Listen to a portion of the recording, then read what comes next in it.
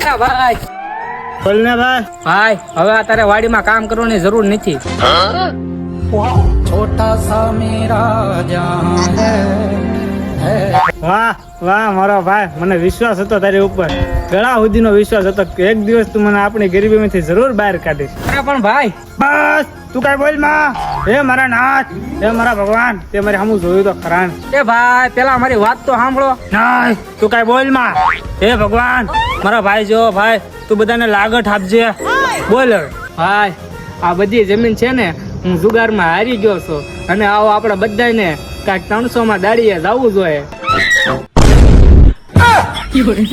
બસ ભાઈ હવે હાલો સીધા વાડીએ થી દાડીએ ભાનમાં આવી જાવ.